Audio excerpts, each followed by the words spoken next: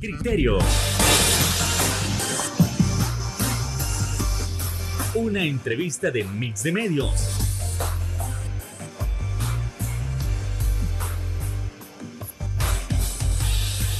Que aborda frontalmente los problemas de El Salvador con los verdaderos protagonistas y plantea soluciones.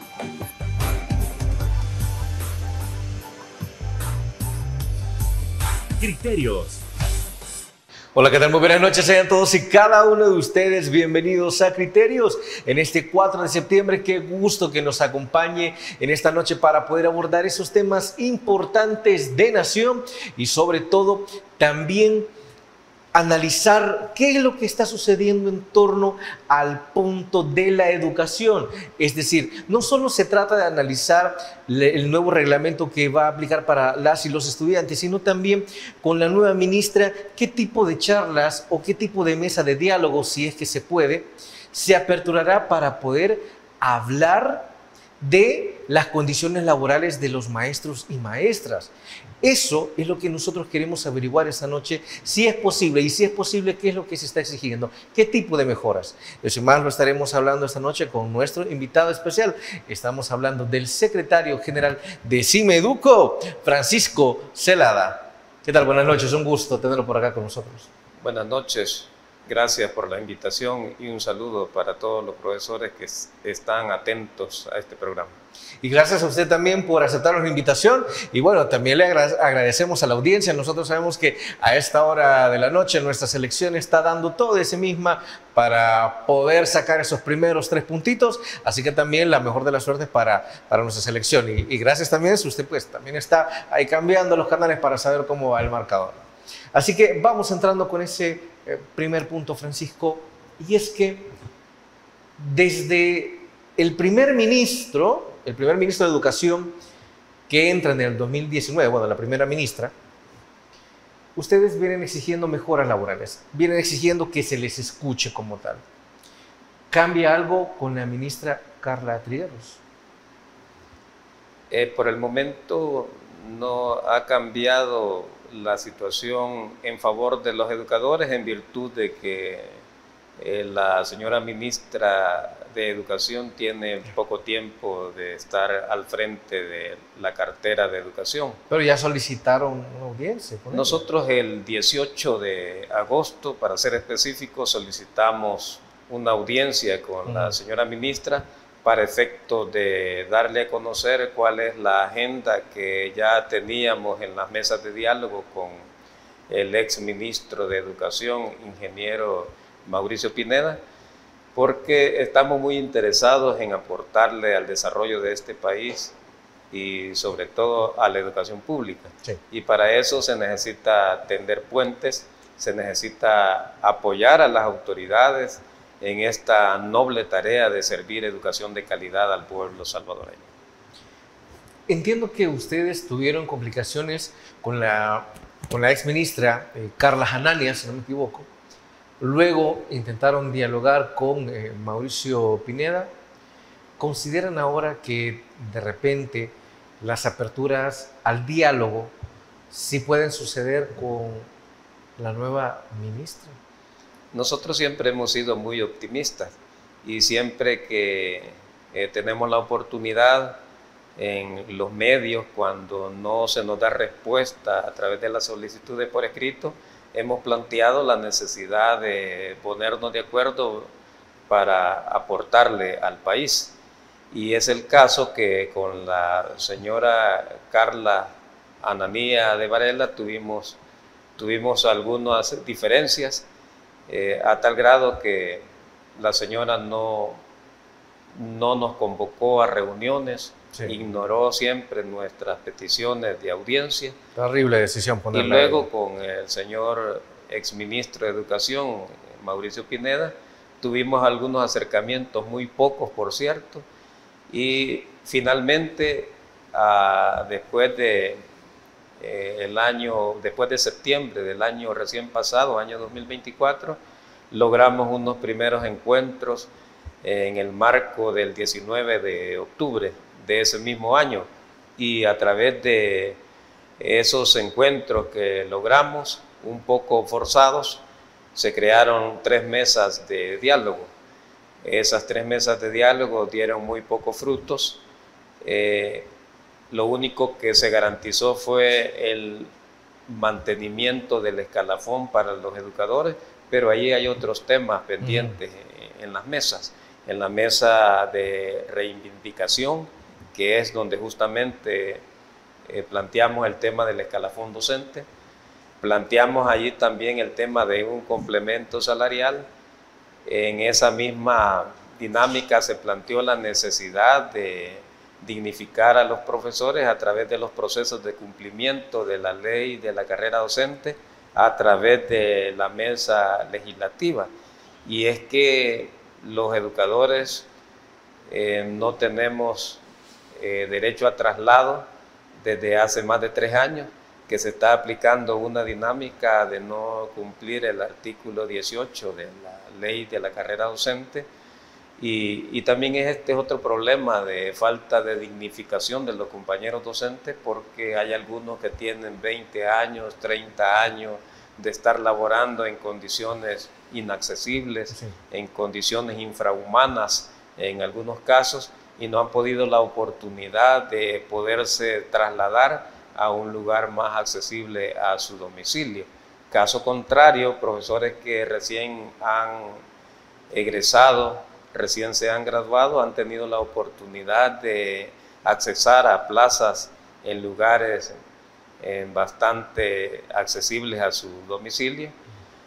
Y esto también ha provocado el que profesores que se graduaron hace más de 20 años todavía estén esperando una oportunidad. Entonces hay varios elementos ahí que están pendientes en la mesa legislativa y por tanto nos interesa, es de nuestro interés el que se nos convoque a la reanudación de estas mesas de diálogo. Tenemos también la mesa curricular, en donde deben de discutirse los asuntos pedagógicos, los asuntos relacionados con el proyecto Mi Nueva Escuela, y tampoco se ha reactivado. Entonces estas son las preocupaciones de nosotros los educadores, porque hemos sido básicamente ignorados por los ministros anteriores en esta gestión desde el año 2019, y podríamos correr la misma suerte si la señora ministra de Educación no asume un papel distinto de cara a reactivar las relaciones con los trabajadores de la educación. Entiendo que ustedes el día 18 de agosto enviaron una nota hacia la ministra, que entiendo que hasta el momento, o al menos hasta estas horas, no ha habido mayor respuesta. Bueno, hasta esta fecha no hemos recibido respuesta. Todavía la nota lleva una fecha reciente. Esperamos que en lo sucesivo la señora ministra de Educación se organice y nos convoque. ¿Todas estas demandas que me ha comentado son las que van en la nota o simplemente se la enviaron de carácter general? Como tradición, nuestra organización sindical, y en este caso en coordinación también con otras organizaciones de profesores de la unidad magisterial, le hemos enviado esta solicitud de manera general.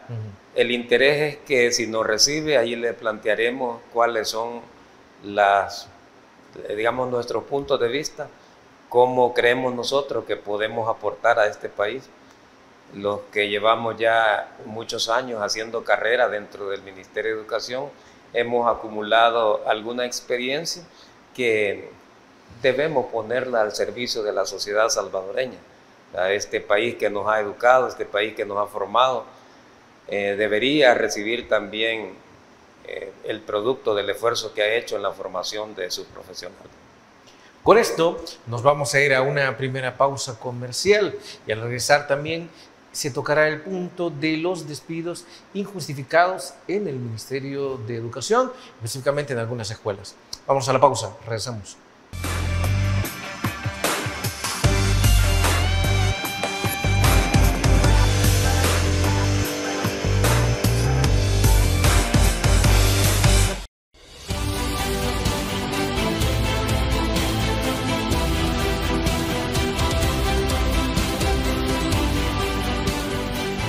Nuestro compromiso, nuestra pasión, son algunas de las cosas que nos caracterizan como salvadoreños.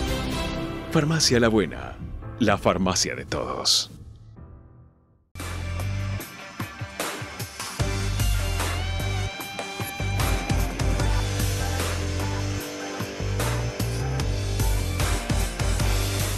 Gracias por continuar con nosotros aquí en Criterios, donde seguimos abordando el tema de las solicitudes de parte de los maestros y maestras, específicamente desde el sindicato o Simeduco. Entendemos que ha habido una gran cantidad de plazas que han sido suprimidas en los diferentes centros de estudio. Entiendo que ustedes están velando también para que a estos maestros y maestras se les ponga en nuevos lugares. En efecto, la intención de solicitarle la audiencia a la ministra de Educación también pasa por ponerla en contexto de estos hechos que han estado ocurriendo en los últimos meses en el Ministerio de Educación. Y es que en la mesa legislativa que está planteada dentro del Ministerio de Educación, también está incorporado el tema de los despidos injustificados, porque ya para octubre de 2019 ya teníamos los primeros ejercicios de despidos en el sector educativo, a nuestro juicio sin el debido proceso. Es decir, se ha como aplicado una figura de supresión de plazas, y el profesor en muchas ocasiones se le ha dado alternativas. No se le da ninguna alternativa, no se le indemniza como manda la ley en muchos casos, ¿verdad? Entonces esas son nuestras preocupaciones, porque se ha promovido el desarrollo de una cultura de zozobra dentro del Ministerio de Educación, porque el día de mañana no se sabe a qué profesor le van a suprimir la partida. Entonces esta situación de zozobra generada en el magisterio no abona en nada a la calidad de los procesos educativos. Primero, porque todos los maestros hemos sido contratados bajo la modalidad por ley de salario. Esta modalidad de ley de salario no permite, legalmente hablando, que a un educador se le pueda despedir sin ningún proceso, es decir, de manera injusta. Tampoco ha habido proceso para eso. No, porque en la mayoría de casos aparece tu jefe inmediato enviando a un delegado que te notifique que tu partida ha sido suprimida, y eso es todo, sin ningún procedimiento legal. Lo hacen bastante fácil. Entonces esto es lo que preocupa. Preocupa porque a nuestro juicio necesitamos como sociedad respetar el marco jurídico. Debemos crear todos los mecanismos como sociedad para evitar actos arbitrarios, para ir garantizando la continuidad de una sociedad basada en principios, basada en valores, basada en reglas. Entonces eso es importantísimo para que se tome en cuenta, y es precisamente una de las preocupaciones que hemos pensado planteársela a la señora ministra de Educación en el momento que nos dé audiencia, si es que ocurre. ¿Se tiene un promedio de años trabajados de las personas que han sido despedidas? Esta es una situación que lamentan los compañeros educadores, porque cuando te notifican que tu partida ha sido suprimida, no te explican ni siquiera las razones. En algunos casos te dicen que porque ya no se te necesita. Entonces no hay un perfil definido para que nosotros podamos identificar la ola de despidos en educación. Viene por este rumbo. Es bien difícil, porque han despedido a profesores que no tienen el tiempo de servicio ni la edad para pensionarse. Han despedido profesores que han quedado sin estudiantes. Sí. La ley en esos casos ya prevé que el profesor debe tener otras alternativas para trasladarse a otros centros escolares en donde sí hayan estudiantes. También se han suprimido partidas de directores, como en el caso del INTI. Creo que esto es de conocimiento público. El director del INTI, después de más de 30 años de servicio a este país, fue despedido sin darle la oportunidad de defenderse en los tribunales, y al parecer, digo así con toda franqueza, al parecer ha sido acusado de una condición de inseguridad generada hace 17 años. Debo aclararle a la población salvadoreña que hasta hace algunos años los centros educativos, sobre todo los maestros, estábamos bajo el asedio de grupos pandilleriles. Entonces todos estos maestros, estos directores que pasaron la pandemia, que pasaron situaciones críticas, pagando renta a grupos criminales. ¿Estos directores no han sido víctimas también? Este caso en particular nosotros no podríamos asegurar que ha pasado por estos fenómenos, pero muchos maestros fueron amenazados en sus centros de trabajo, y más de 100 profesores fueron también asesinados por grupos criminales en su momento. Entonces nos parece a nosotros injusto que se le acuse a un profesor o a un director de haber promovido violencia o haber tolerado grupos criminales cuando no había protección del Estado hacia la seguridad de los profesores. Sí, pero son situaciones que podemos discutirlas en la mesa de diálogo con la señora ministra cuando nos convoque, porque realmente nos parece preocupante. Hay mucha incertidumbre en el magisterio, y eso no es saludable para nadie, ni para los patronos, ni para los trabajadores, mucho menos para la sociedad salvadoreña, que es la que recibe los servicios de estos profesionales de la educación. Algo que en todo esto hay muchos puntos preocupantes, pero algo que llama muchísimo la atención es que en el momento en que a usted le despiden, no le dan indemnización. ¿Y esa persona cómo va a comer mañana? ¿Esa persona cómo llega a la siguiente quincena? No le están dando otro trabajo inmediatamente como para que esa persona pueda subsistir. Y entonces, ¿cómo están haciendo estas personas si ni siquiera les dan indemnización por tanto año trabajado? Es la parte humana que debe verse también, porque realmente en muchas de las denuncias que han llegado a nuestra oficina no se establece ninguna razón legal para que los compañeros que han presentado sus denuncias hayan sido despedidos a través del mecanismo de supresión de partida. Entiendo que no se está revisando tampoco esa parte humana que usted planteaba, en el sentido que el magisterio es un sector profesional altamente endeudado debido a los bajos salarios. Un profesor debe trabajar 30 años, 35 años para alcanzar un salario que apenas supera los $1,000.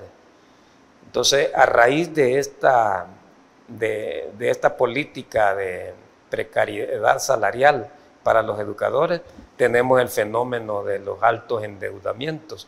Entonces, cuando se despide a un profesor sin considerar las afectaciones, los daños colaterales de una acción, sobre todo cuando son injustificados, eso es lo preocupante, ¿verdad? Cada vez que un maestro pierde, o un ciudadano cualquiera pierde su empleo, para nosotros como sindicato es una enorme preocupación, y ya no se diga si pierde su empleo por razones injustas. Y es el caso que los maestros tienen familia que dependen de ellos, sí, tienen créditos bancarios, han obtenido créditos a través de cooperativas, tienen hipotecada su casa, su vehículo, en el caso de los que tienen vehículo, y dejarlos sin empleo significa condenarlos a una situación de indigencia. Bueno, así con esto nos vamos trasladando a la siguiente pausa comercial. No nos cambie, regresamos en breve también con el análisis que se debe de hacer de la infraestructura de los centros escolares. Pausa, volvemos.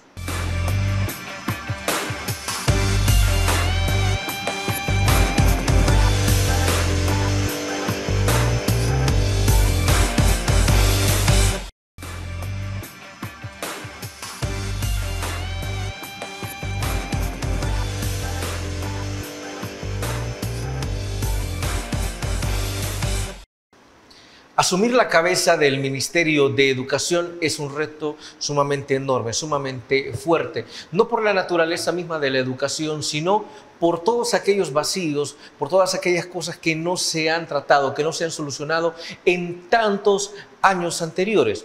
Entonces, uno de esos puntos es la infraestructura.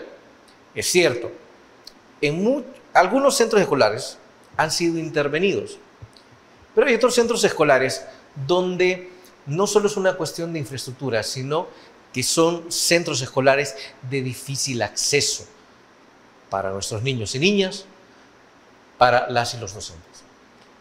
Francisco Celada, entiendo que también le van a plantear la situación de la infraestructura y del difícil acceso que hay en algunos de esos centros escolares. Nosotros en primer lugar aplaudimos el que se haya tomado en serio intervenir la infraestructura escolar. Claro, esto no se había hecho en muchos años. Es decir, la infraestructura de más de 5.000 centros educativos a nivel nacional generalmente había sido descuidada por unas administraciones y por otras, sí, a tal grado que, lo hemos dicho en otros espacios, habían centros educativos que más parecían granjas para pollos, otros centros educativos que han estado funcionando, y de esos todavía tenemos, funcionando en viviendas particulares, en donde las aulas realmente son los cuartos, son habitaciones, son espacios de 3 por 3 metros cuadrados. No son espacios muy reducidos, y entonces todavía tenemos esas condiciones, sin embargo, en algunos lugares. Sin embargo, aplaudimos el que ahora tengamos centros escolares con diseño, que se haya iniciado ya con la intervención de los techos, las cubiertas de techos de bastantes centros educativos, porque solo los que nos desempeñamos al interior de los centros educativos, sabemos lo difícil que es iniciar una clase bajo un techo con bastantes orificios, con goteras, los niños buscando con su pupitre un espacio donde no caiga gotera. Entonces, por eso es que estamos muy contentos, porque se ha iniciado este proceso de intervención de infraestructura. Claro que quisiéramos que se dejara finalizado durante un quinquenio todo este tema de la infraestructura, lo cual es muy complicado, porque son muchos millones de dólares, porque son muchos centros educativos, pero se ha comenzado y eso es importante valorarlo.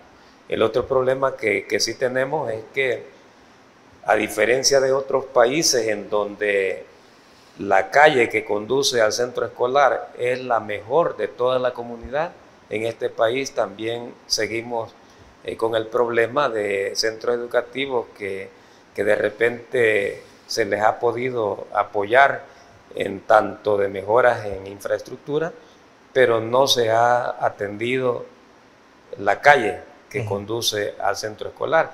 Y esto generalmente ocurre en los cantones, en lugares de difícil acceso.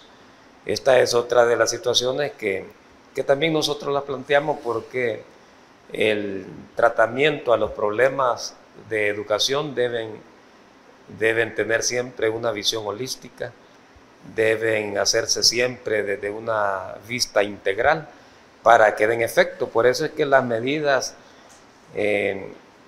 compartidas o, digamos, aprobadas giradas por la actual ministra de Educación en el tema de la disciplina, a nosotros nos parecen interesantes porque vienen a apoyar el hecho pedagógico, porque un estudiante, por ejemplo, que sea indisciplinado, un estudiante que llegue tarde a su clase, por muy brillante que sea, siempre va a tener problemas de aprendizaje. Entonces creemos que de esta misma forma debe verse el tema de la infraestructura, el tema de la legalidad de los centros escolares, poner la mayor cantidad de inmuebles al servicio del Ministerio de Educación a través de diferentes mecanismos. Por ejemplo, hay centros escolares que funcionan en inmuebles que se encuentran en una condición de comodato. Entonces, podrían estas instituciones acordar donar estos inmuebles al Ministerio de Educación para que el Ministerio pueda con toda libertad invertir en esos inmuebles. Entonces, todo lo que tiene que ver con la infraestructura, pues debería atenderse, ¿verdad? Por ejemplo, las obras que se están haciendo en la zona de Los Chorros, en la carretera panamericana. En esa parte, pues, hay centros educativos cercanos. Esos centros se ven beneficiados con esas obras de infraestructura que facilitan el acceso a esos lugares de estudio. Quiero mencionar parte de sus palabras que saca la prensa gráfica, y usted menciona un caso en particular y dice: yo esperaría que vaya a visitar el centro escolar Caserío Honduritas allá en Metapán. Para ir a ese centro escolar, los maestros y los estudiantes deben pasar por charcos que les llegan hasta las rodillas, tienen que pasar sobre un palo que está atravesado en el río y pasar al otro lado colgándose en bejucos. ¿Estamos hablando de que hay más de un caso así? Por supuesto, hay otros centros escolares distribuidos a nivel territorial, el Centro Escolar El Chiste, el Centro Escolar Esquipula, hay una serie bueno, hay varios centros educativos distribuidos a nivel nacional, también en Santa Rosa de Huachipilín, hay centros educativos también de difícil acceso, los niños tienen que pasar ríos. Entonces todo esto nosotros lo hemos planteado como una de las situaciones reales que dificultan en algunos casos la aplicación correcta del reglamento en el tema de la limpieza, por ejemplo. Sí, claro. Por más pulcros que los niños salgan de su casa, van a pasar por esas condiciones y van a llegar a los centros educativos muy complicados, con los zapatos sucios.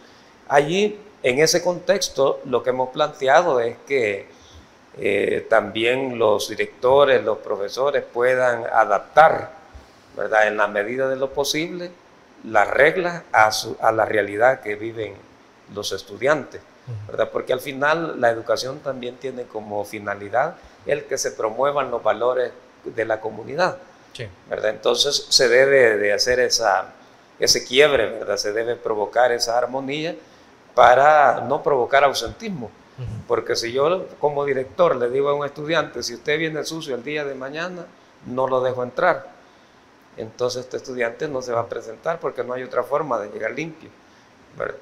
O sea, hay muchas... ¿Tiene sentido? Sí, hay muchas realidades que ocurren en el país, sobre todo en centros educativos de difícil acceso, a los que también se les deben crear todas las condiciones favorables. Por ejemplo, hemos aplaudido el que los lunes cívicos, a través del memorándum número 5 de la señora ministra de Educación, promueva como la obligatoriedad, porque la mayoría de centros escolares eso también son actividades que por ley, por norma, los centros educativos han venido desarrollando, pero por las condiciones reales de los centros educativos no los han ejecutado todos los lunes que corresponde en algunos casos, y algunos centros educativos, muy pocos por cierto, posiblemente en lo que va del año nunca habían ejecutado un lunes cívico, pero tiene que ver con que no tenían el apoyo institucional. Pero ahora la señora ministra ha aportado un bono de $300 para poder para poderlo destinar a la compra de material apropiado para el desarrollo de los lunes cívicos.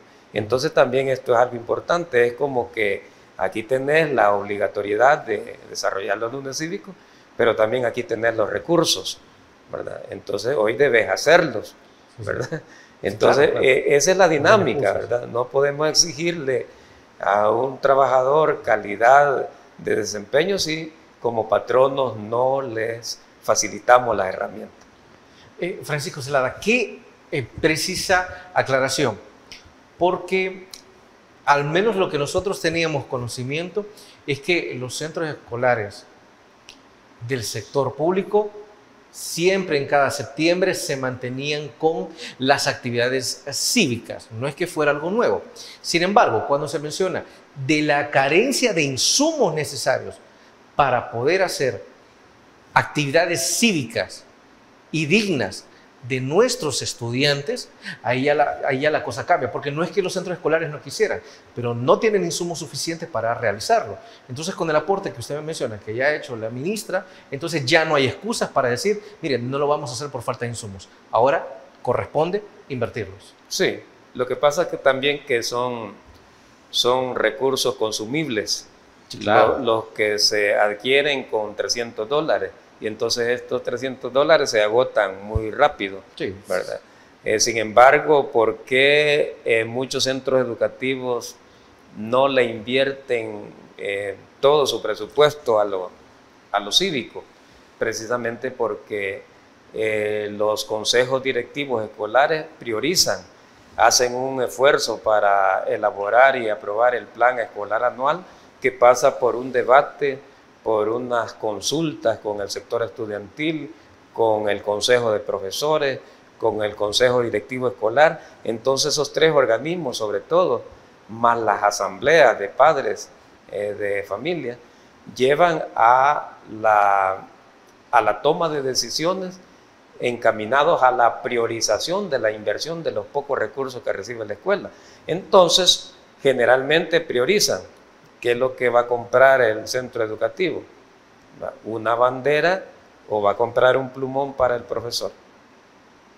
Entonces, ahí es donde se genera la dificultad, sí. Porque el centro educativo solo recibe, en la mayoría de casos, $3.000 para funcionar todo el año. Con esos $3.000, los centros educativos tienen que comprar desinfectante, otros materiales de limpieza como escobas, trapeadores, tienen que comprar pintura para las paredes de la escuela, tienen que financiar el material didáctico que van a utilizar los profesores, tienen que comprar aderezos para el programa de alimentación escolar, deben reparar mobiliario en mal estado, deben reparar techo en el caso de aquellos centros escolares que tengan problemas, deben reparar fontanería, deben atender las instalaciones eléctricas. Con $3.000 con $3.000. Con $3.000. Entonces, si el centro escolar se dedica a invertir en los actos cívicos, se queda sin lejía para echarle a los sanitarios. Entonces, esa ha sido la problemática. Por eso es que nosotros como organización profesional siempre les hemos instado a los funcionarios que le presten atención a la inversión en el aula, que mejoren los presupuestos escolares, porque la mayoría de presupuesto no baja a donde se desarrolla el hecho pedagógico, sí. Que es en el aula. El día que nosotros como sociedad tomemos la decisión de invertir realmente los recursos ahí donde realmente se necesitan, donde se va a provocar el cambio, ese día vamos a iniciar un proceso revolucionario de desarrollo del país, ¿no? Porque ya lo hemos visto en otros países como Finlandia, Singapur, en donde primero han considerado que el educador es la columna vertebral del sistema educativo y que por tanto hay que mejorar las condiciones materiales de vida. Así es. Segundo, han entendido que cualquier centavo que se destina a educación no es un gasto, es una inversión, ¿va? Porque eso retorna en mejores servicios, retorna en falta de corrupción de las sociedades. Cuando tenemos ciudadanos altamente educados, responsables y capaces de resolver sus propios problemas y los problemas de los demás. Bueno, así con eso nos vamos a la siguiente pausa. Ya regresamos en Criterios.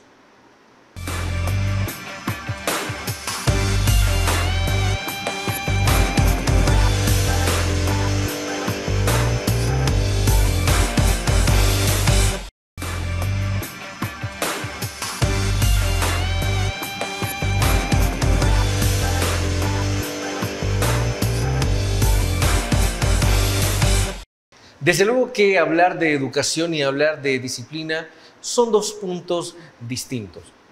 Desde luego, se complementan, pero muchos nos han dicho, mire, no pretenda pensar que disciplina automáticamente equivale a un mejor conocimiento. Sin embargo, es necesario. Entonces, queremos saber desde los centros educativos cómo se han tomado las primeras medidas implementadas por la ministra de Educación, Carla Trigueros. Por favor. Bueno, en primer lugar, hemos escuchado a muchos profesores manifestando que el Ministerio de Educación empieza ya en un proceso de devolverle a los profesores la autoridad quitada por administraciones anteriores. ¿Cómo la perdieron? Lo mismo ha ocurrido en la familia. Sí. A los padres de familia también se les ha quitado autoridad. Se crearon instrumentos como la ley Lepina, que son instrumentos garantistas de los derechos de los niños, pero de una manera muy particular, hasta tal grado que hay hijos que han denunciado a sus papás, y hay alumnos, padres de familia que han denunciado a los maestros por querer imponer disciplina en el aula, y se creó una plataforma Salve en donde se han venido administrando casos en contra de educadores, incluso a través de denuncias anónimas. Entonces todo este nivel de amenaza, de zozobra sobre la que se han desempeñado los profesores, no ha permitido al 100% que se puedan aplicar los reglamentos escolares.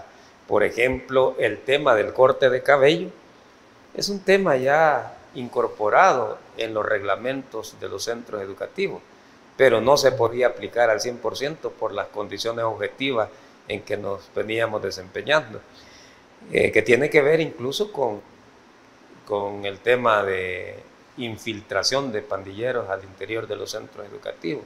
Luego tenemos, por ejemplo, lo del uniforme. Desde que el Estado se ha dado a la tarea de dotar de uniformes escolares a los alumnos, no hay excusa para que un estudiante llegue sin uniforme al centro educativo.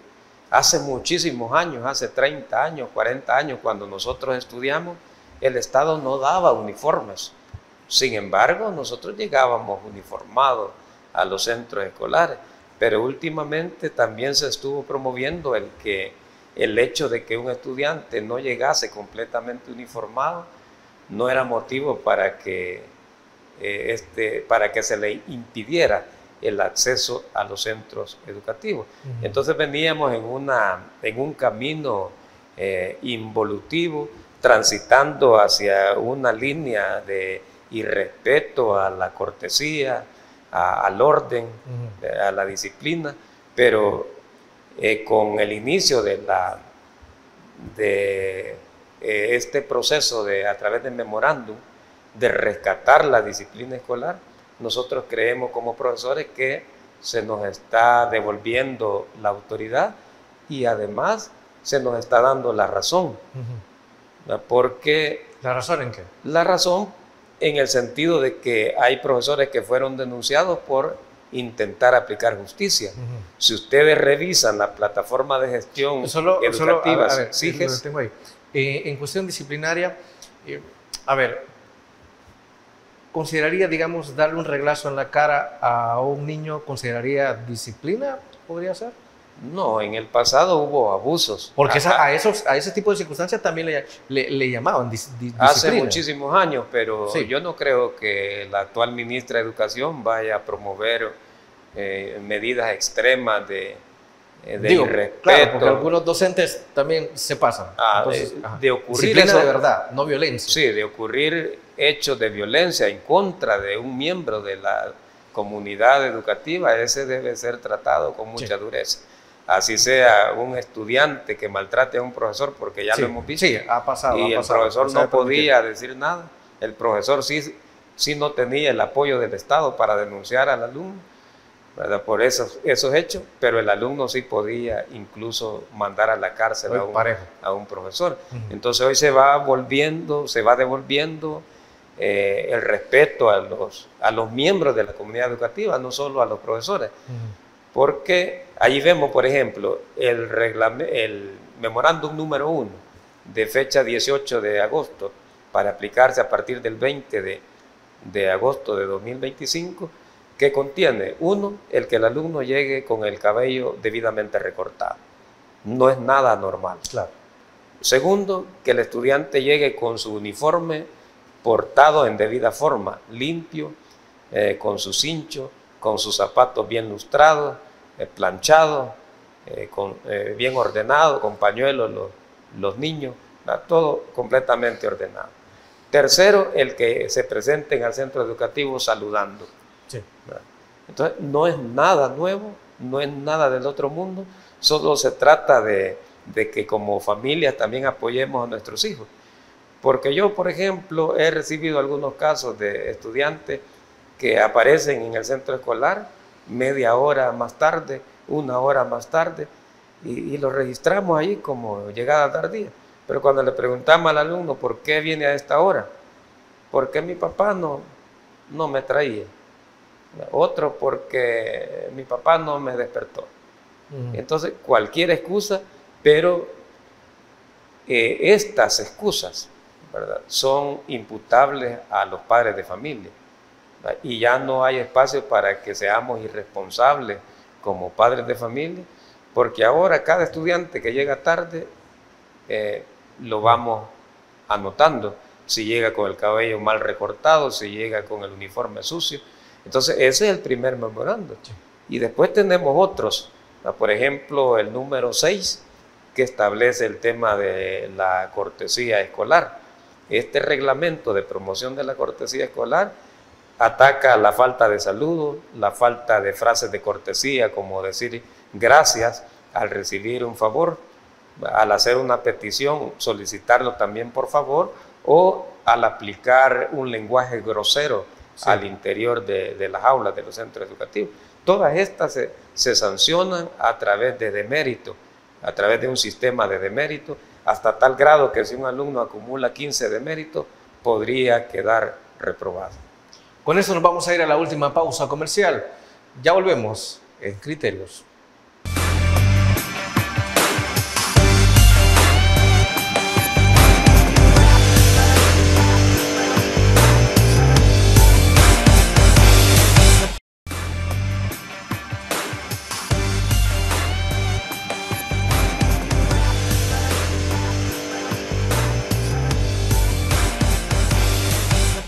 Gracias por continuar con nosotros. Y es que precisamente hace un par de días comentábamos brevemente sobre el reglamento de la promoción de la cortesía. Desde luego, algo que se quiere regresar es que los estudiantes puedan tener educación al momento de saludar, decir un gracias, un por favor. ¿Qué es lo que queremos crear? Queremos crear estudiantes, queremos crear ciudadanos que puedan mantener a la sociedad en un equilibrio educativo. Pero también algo que nos decían en la última ocasión. Ok, el estudiante debe saludar al docente, pero también el docente debe devolver al estudiante el saludo para que esto sea parejo y para dar el ejemplo al estudiante también. Es así como debemos interpretar el reglamento. Es correcto, porque el reglamento, aunque va directamente dirigido a los estudiantes en este primer momento, también nos manda a los directores y a los profesores a dar un ejemplo. Una de esas situaciones la vimos en un centro escolar de San Salvador, en donde el director estaba recibiendo a los estudiantes con el pelo bien largo. Sí. Entonces, bueno, se había hecho una cola. Una colita y se la tuvo que cortar. ¿Verdad? Entonces, con esto lo que quiero decir es que, aunque el reglamento no explica que el director debe presentarse con el pelo corto, o sea... Pero se sobreentiende que tiene que dar el se ejemplo. sobreentiende que debemos de dar el ejemplo los educadores. Bueno, sí, claro. Partiendo de allí, en los centros educativos generalmente tenemos ya instalados 2 mecanismos para el trato de la disciplina o indisciplina en el centro escolar. En primer lugar, las medidas reglamentarias que las aplicamos al momento que el estudiante se presenta. En el caso que no se presente en debida forma, pues allí empezamos a aplicar las sanciones establecidas en el reglamento. Posteriormente, cuando ingresa al aula, allí se empieza a aplicar el reglamento de la promoción de la cortesía escolar. Y es que el estudiante debe saludar al ingresar al aula, debe saludar al salir del aula, debe decir gracias cuando recibe un favor, debe expresar por favor cuando solicita algo y además debe abstenerse de expresarse de manera grosera al interior de las aulas. Sí, claro. Entonces aquí tenemos ya el otro elemento de control del tema de la cortesía. Y si acumula tres deméritos porque omitió esas frases de cortesía, entonces inmediatamente se llama al estudiante, se le hace un llamado verbal, ¿verdad? Y se pasa un proceso por escrito en donde el estudiante ya entiende que ha iniciado un proceso que podría terminar incluso con su no promoción de grado. Cuando llega a 6 de mérito, pues entonces ya se pasa el caso a un llamado de atención por escrito, ya se pasa ya a elaborar documentos y cuando llega a 10, por ejemplo, ya esto incluso da lugar a que se llame al padre de familia, que se le vaya informando. Cuando pasa de 10 de mérito, se le van prohibiendo también privilegios, sí, como las cosas que a ellos más les gusta, como por ejemplo participar en eventos culturales, como participar en la banda de paz, en encuentros deportivos. Entonces se le van suprimiendo y también se llaman a los padres de familia para advertirles que después de 10 de mérito que podrían quedar reprobados si llegan a los 15 de mérito. Entonces aquí termino con esto, hay una condición, hay una situación que los padres de familia deben saber, que anteriormente si un estudiante llevaba 9 de nota, 8 de nota, aunque fuera mal portado, aunque tuviese mala conducta, estos estudiantes eran promovidos. Ahora no, usted puede llevar 10 en todas las asignaturas, pero si tiene 15 de mérito por su mal comportamiento, por no aplicar las normas de cortesía, entonces se queda reprobado. Importante para que lo sepan los padres y madres de familia de cómo será el sistema educativo, de las nuevas normas que se quieren implementar, también para evitar malos entendidos y hacer los cambios o las transformaciones pertinentes. Francisco Celada, hemos llegado al final. Nos vamos a agradecerles por habernos traído sus criterios en torno a lo que necesita también los maestros y maestras para poder seguir trabajando de la mejor manera posible y recordando también que son ellos quienes fomentan la educación y formación de nuestros hijos e hijas. En efecto, es prioritario también que se atiendan las necesidades de los educadores. Creo que si se le asignan los suficientes recursos a los maestros para su desempeño, si salarialmente se les motiva, este país podría salir del subdesarrollo en pocos años. Y esperamos desde luego que así sea.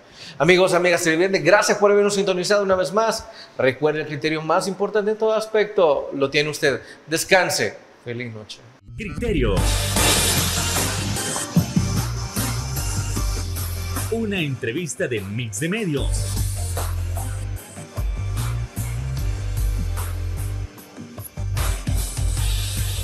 que aborda frontalmente los problemas de El Salvador con los verdaderos protagonistas y plantea soluciones.